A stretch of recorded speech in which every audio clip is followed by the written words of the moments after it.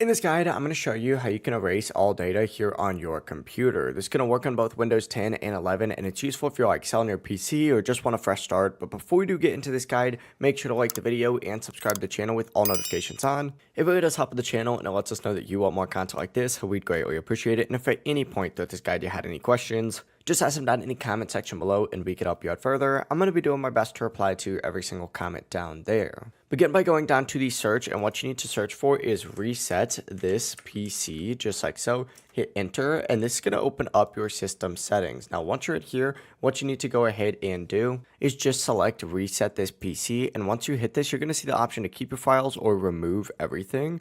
Keeping your files is obviously going to remove your apps and your settings, but keep all your personal files, and removing everything is going to fully wipe the computer. If you want to erase all data, you're going to want to choose remove everything, and then pick between cloud download, which uses internet data to reinstall Windows, or local reinstall, which uses files already on the device to reinstall Windows. After that, review the settings, hit next a few times, and you are good to go. Your PC will restart and begin the reset process. If you guys had any questions, just ask them down in the comment section below and we could help you out further. I'm going to be doing my best to reply to every single comment down there. Before you do leave this guide, make sure to like the video and subscribe to the channel with all notifications on. It really does help us out and lets us know that you want more content like this. We'd greatly appreciate it. Have a great rest of your day though.